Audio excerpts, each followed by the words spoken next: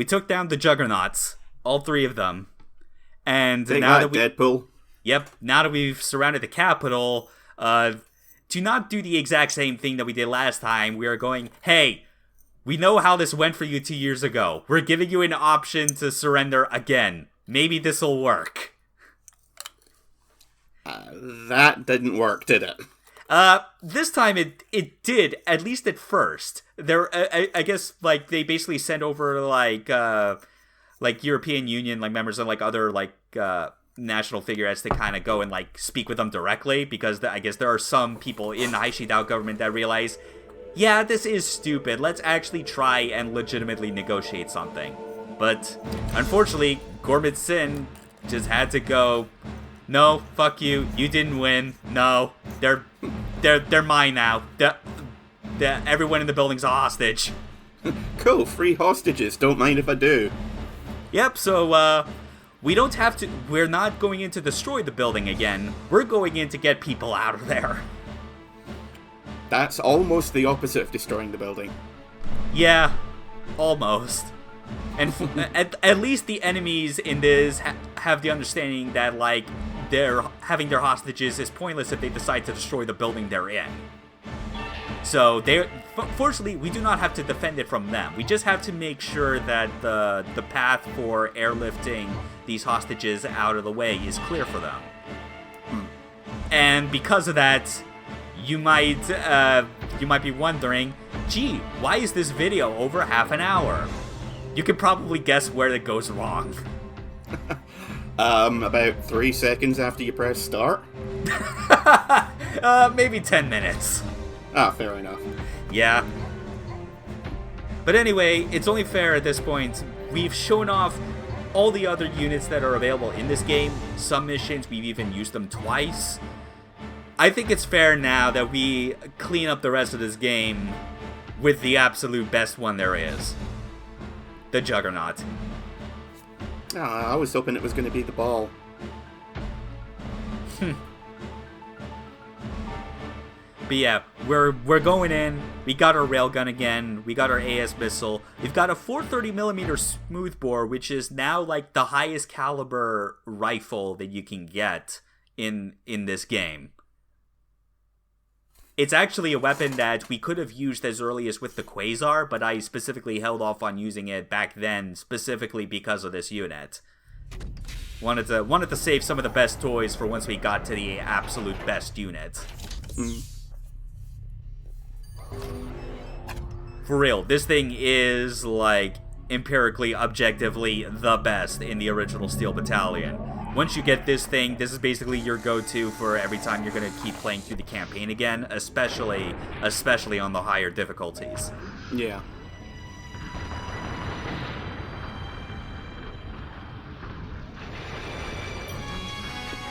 Yet another reminder for you at home, for you people, the viewers at home, with this music, that if you have not watched Armored Trooper Votoms, that is something that needs to be corrected. God, I've already got it downloaded, Jesus. Well, I mean, at least you have it. Yeah, at least you have it in access. You can take your time to kind of to get through it, because it is a big show. It's over 50 episodes. Well, I promised myself that when I moved into my new place, I wouldn't watch anything else until I finished Gurren Lagann again. So,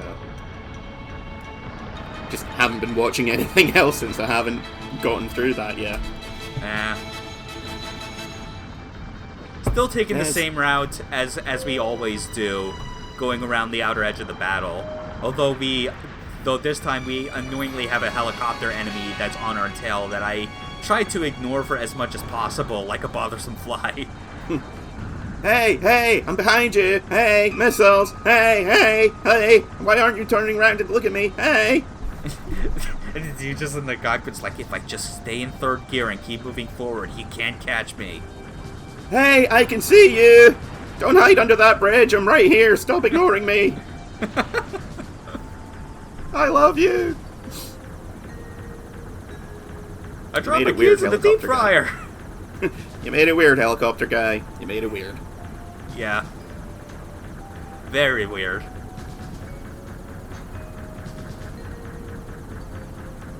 Also, I will never stop laughing at when you start reaching top speeds. The sound of your the mech's footsteps is going dum dum dum dum dum dum dum dum. Yeah, it's just the mecha going into full sprint. I don't know why, but it just makes me laugh. It does, and also it does remind me even more just how much man, it would have made a lot more sense if the developers of this had the foresight to do what they did with Line of Contact, where as soon as you hit 5th gear, your VT no longer runs, but instead activates rollers in their wheels and just keeps skating along the ground at top speed. Yeah, because it's not bigger strides like it would be in any animal or human. It's just runs faster. Yeah, and it's once you've worked your way up the other gears to build up that speed, the forward momentum obviously combined with activating the rollers and such, you still keep maintain that speed, go even faster, and I imagine would probably help a lot in preserving, I guess, sort of the integrity of the joints and servos and the legs, because you're not forcing it to keep moving back and forth that fast. Yeah. Again, like Armor Trooper Votoms. The most influential real robot series. Mobile Suit Gundam can suck it. Nothing about that series' rule set ever informed the way mecha games were designed like Votoms did. Well, I mean, Gundam barely counts as a real robot series anymore. Yeah, these days it very much is in that nebulous spot that no mecha series should be. You either should be all the way super or all the way real. Yeah. Maybe some leeway here and there, but not to the point where you are literally just blurring the lines between the two. Yeah, I mean, at least stuff like Code Geass, by the end of it, had gone to the other end of the spectrum. Mm-hmm.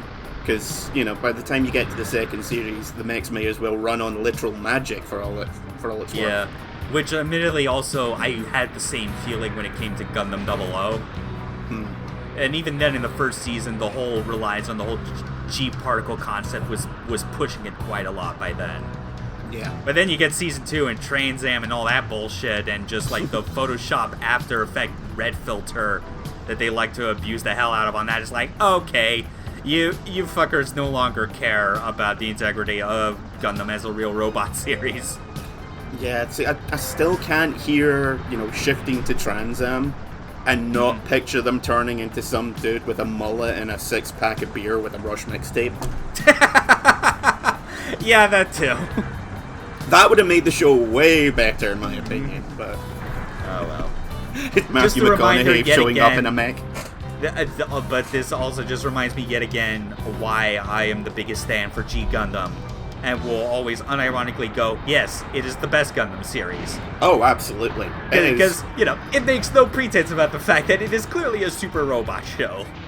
Yeah, it's just, what is the most fun thing we can do right now? Yes, go with that. Yeah, absolutely. This is a robot boxer that also surfs and is an American football player. That's just fucking awesome. Mm-hmm. This is the most racist Gundam that's ever existed. Let's do that. Yeah, and then there's the obligatory comments that everyone has to make when they're in complete disbelief over that robot horse that horse Gundam is piloted by an actual horse. That horse is a horse! Yes, we know. We know. We know. First time, huh? Yeah? Yeah, mm-hmm. Wait, undefeated of the East, West, North, and South. I shall become Super Asia. Wait, if he's so powerful, why is he in a Gundam? To give everyone else a fighting chance. Yeah.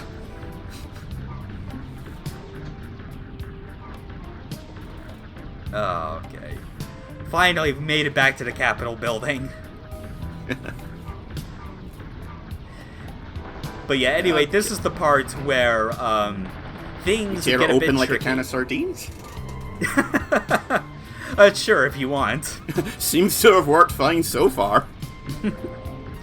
But yeah, this is the part where things go especially bad if you do not have the best sense of timing and situational awareness, because of how with this hostage extraction segment, you obviously want to remove all of these VTs that are standing around the perimeter. Like, basically around any of the ramps that serve as an entrance to this upper plateau. But they will respawn over time. That's the challenge that comes with having to extract these hostages.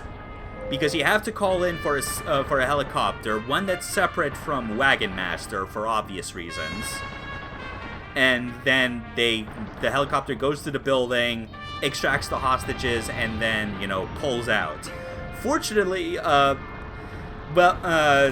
the helicopter that extracts the hostages always comes in from the same corner of the map and then exits from that same corner. I have no idea why I fired a stray rail shot at the helicopter. I forgot what I was doing. But anyway. Unlock a secret campaign where you turn traitor. Well, fortunately, that was not my helicopter. That was an enemy's, so it's fine.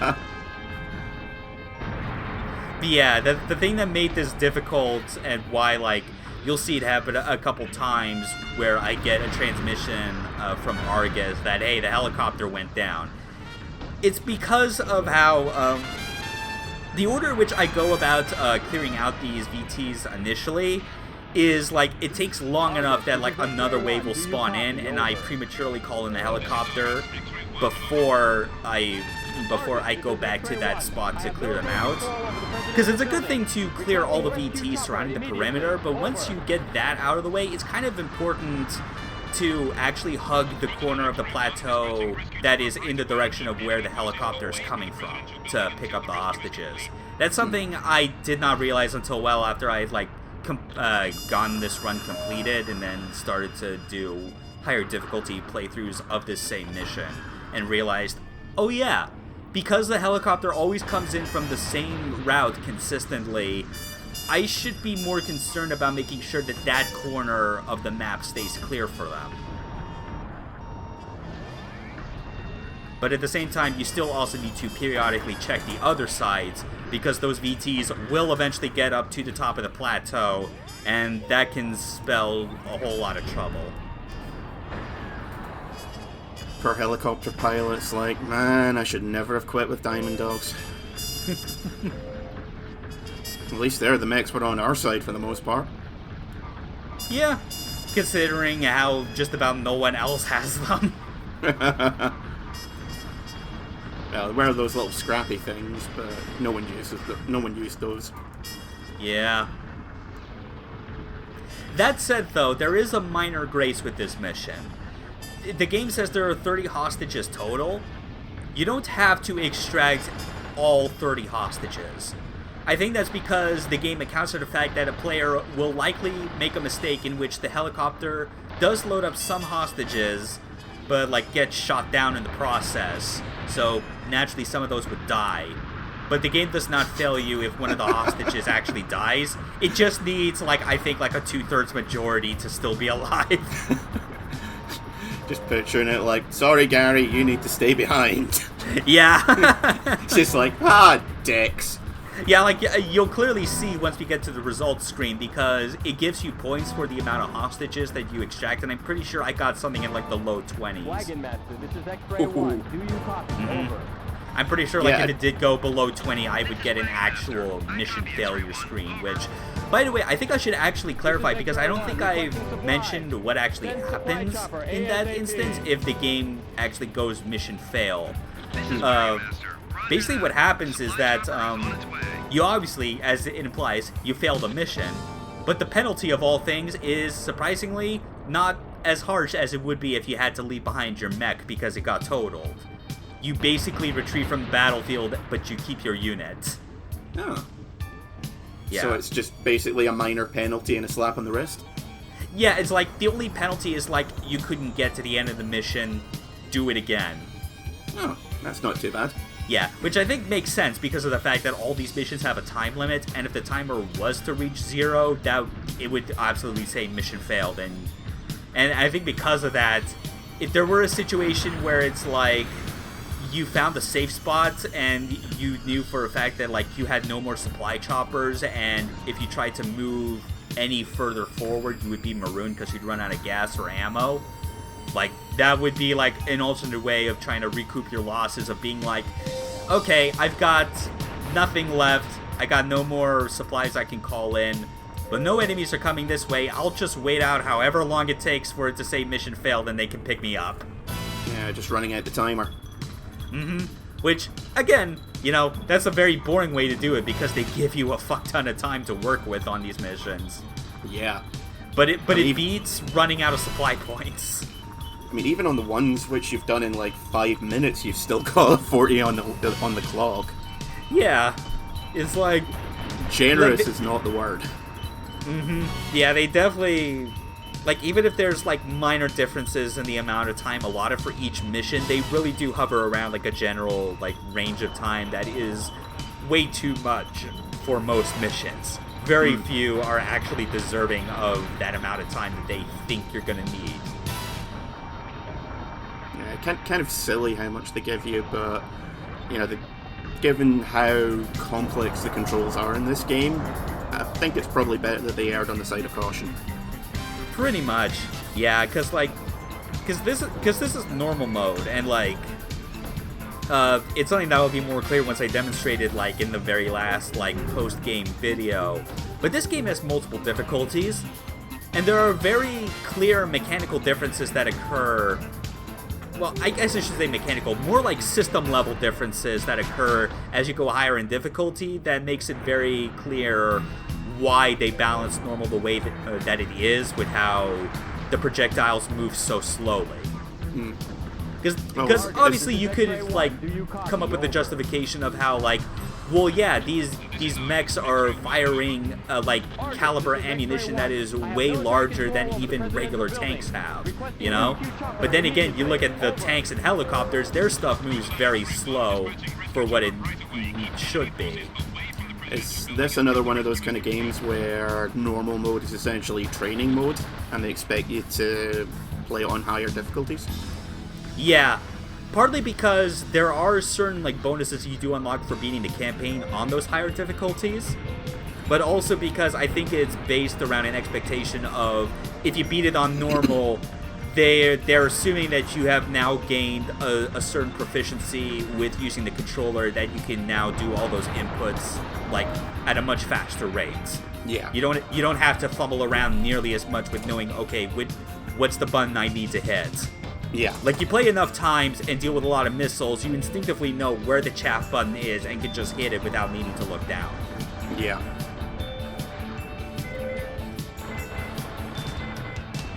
That's kind of like with any action game, for example. Like, you go through the first couple of stages and you're getting, like, B and C ranks and so forth.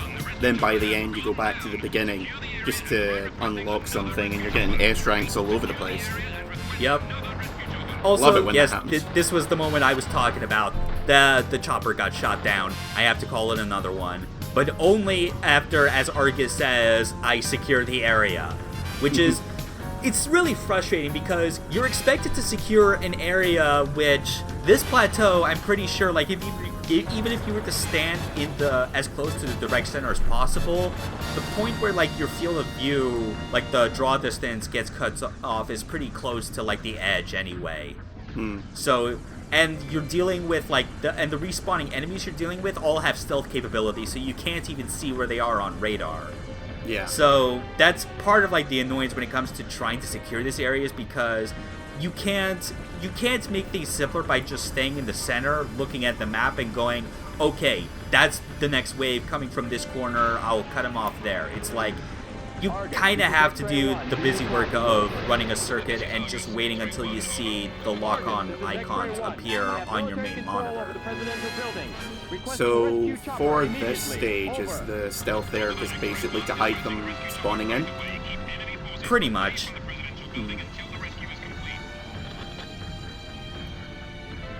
Yeah, because again, like, the draw distance is just so low as it is. Yeah. Like we've seen how it is, where, like, it's not even a matter of they, like when you get close enough, like, the actual, like, object, like, models or whatever, just, like, go from translucent to opaque. It's literally more like there's a little like flat opaque texture in front of you that is like that. Then as you get closer, it just slowly reveals an already opaque object. Yeah, it's like, I mean, you can see it there. That's like PS1 quality draw distance. Yeah, it's like even, I guess, for like a game that came out this same year, I guess I'll draw as a comparison because I recall it vividly, Morrowind. You know, the best Elder Scrolls game. That game also has like an admittedly adjustable but still low draw distance, but at least the way in which it handles like popping in objects as you move forward is a lot more graceful than how this game makes it look.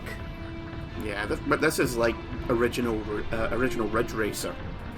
Oh, yeah. That was infamous for how bad the draw distance as well.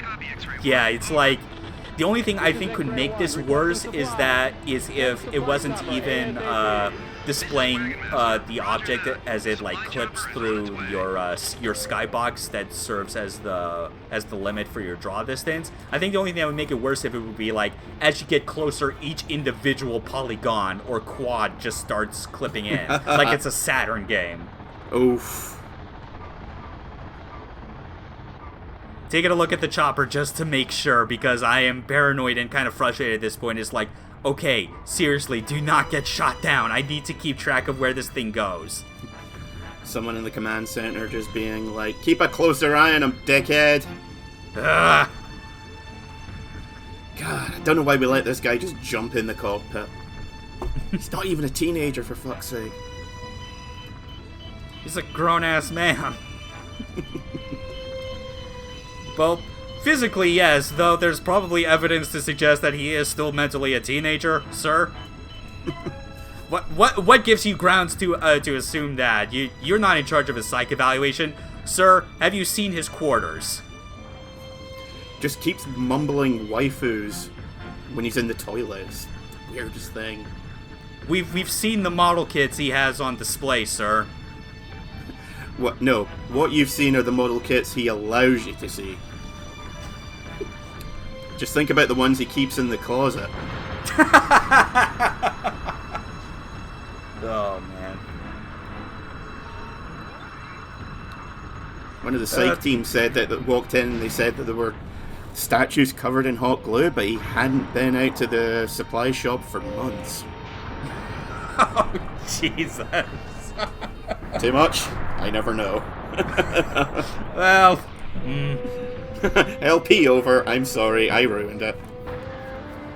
I don't know. Sometimes when I go straight into making like BDSM or Dom sub jokes, especially on stream, it's like I wonder, am I alienating someone? But no, I feel better in this instance. Alienating? You're probably getting a whole new audience. Well, where's that sub count? Damn it! Why is it not going up?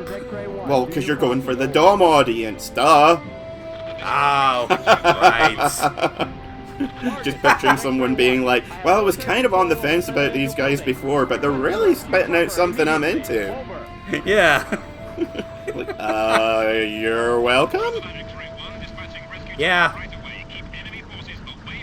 All I can say is hell yeah to women in power.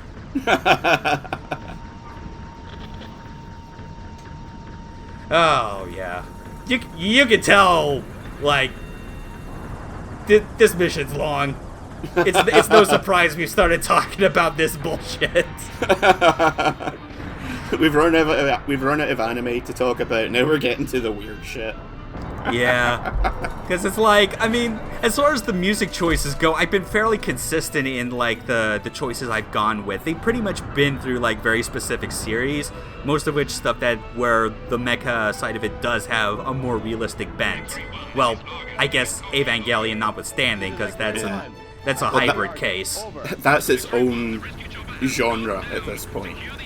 Yeah, it's like you look back like on like 4 Coma comics of Super Robot Wars. The one that still sticks in my mind the most is literally based around like the argument of whether or not Eva is a super or real robot series. Because it starts with a shot of Shinji with like Go Nagai style sideburns. Oh yeah, I remember that one. It's going like, Shinji, what's with the sideburns? Well, Koji told me that I was like a super robot pilot, so that I should have these. And then everyone just starts arguing. No, you're wrong. It's clearly a real robot type. Look at the mechanisms. Nah, you're crazy. Look, the way that thing goes wild, it's clearly a super type. And then it just ends with him with like all the different classic real and super robot type pilots just bolting on a bunch of their own accessories onto him, and it just causes this mess of like a fashion sense where he's got like he's got the sideburns still, but also Quattro's like sunglasses. And he's like, I'm cool now, right? And Ray just looks his way like, who are you? Oh, what are poor you, Shinji. stupid or something?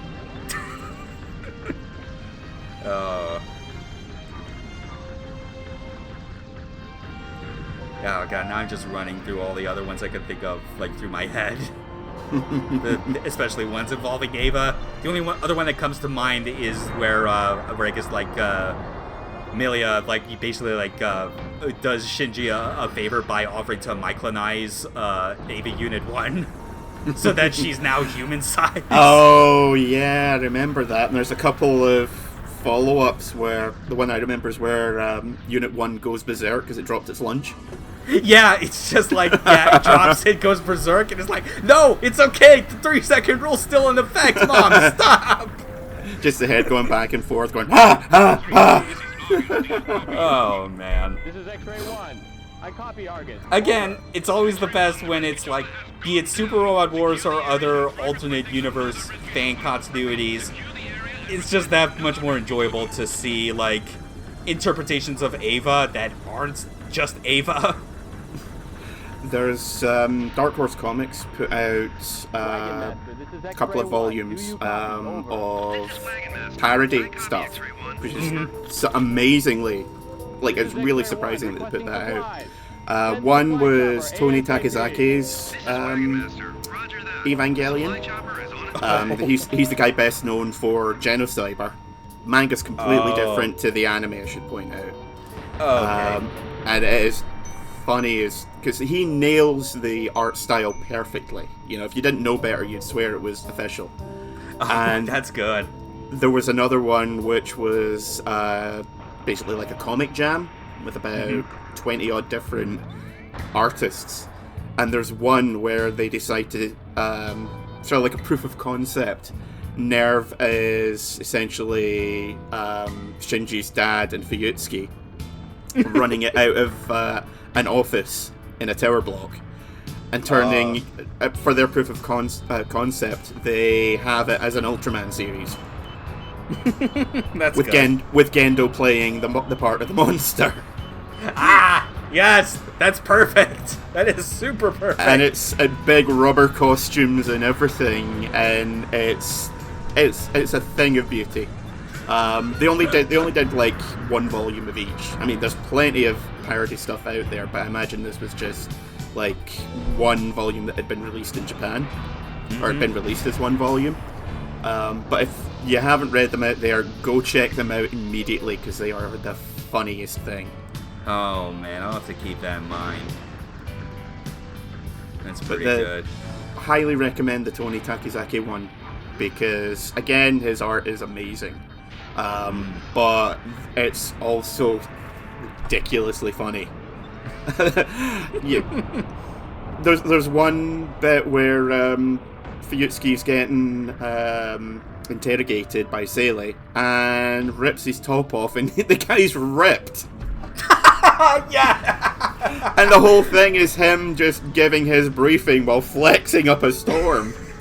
Man, I think that character of all things is the last one I would ever expect in the Ava series to secretly be swole. It's like that. Like Gendo, I could possibly imagine that in some other hilarious, like, alternate, like, interpretation of Ava. But Fuyutsuki is like, that's the last one I would think of. just like full page illustrations of him posing like Alexander Armstrong from Full Metal Alchemist, and I'm like, I've gone somewhere I was not intending to. Yeah. like, he managed to translate Shinji's mental state at the end of Evangelion onto the page and inflicted it on you. Man, I just thinking of it being like, that's it. Fuyusuki's plan of being like, the next time those Sele bastards like keep trying to grow me for not doing things properly or not like pushing forward the instrumentality for a project forward, just gonna flex on them until they get them until they get the message. Just like, okay, you guys can just shut up or I'm gonna plant you like corn. Check out these delts. And then all of them just like they just start like the audio only like slabs just start turning off one by one. Just like, nope, nope, nope. The English guy's like, nope, nope. Yeah, it's like, and only the last and the only one left there is the guy that you always see the actual human image of, the one with the Geordie LaForge glasses, visor Keel, or whatever it is. German Right, Keel. Yeah, Keel. That's right. who it turns out was a cyborg. Spoilers. Okay, I suppose so. Yeah. Just randomly at the end, it's like, oh yeah, he was half robot. Okay. Still didn't stop him from getting turned into Tang, like everyone else. Welcome to Evangelion. Here's your straw.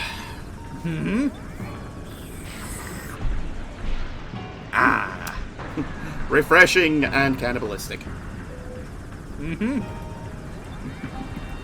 May or may not be related to the primordial soup. Don't ask questions. One of my favorite ever cosplays was Ray cosplayer holding a glass of orange juice and a sign saying free hugs. Yeah, that's how it happens. That's basically the last thing you fucking see before you just melt into goop. Oh, but thank God that's fucking done now. Oh, Jesus. Yeah, that took a long time, but look at all those combat points. Wow, that is ridiculous. Yeah, so... And there we go, rescue personnel. I got out with 22 out of 30. Better than half marks. Yeah, again, still 2/3 majority. It's fine. It's fine, it's fine. Mm-hmm.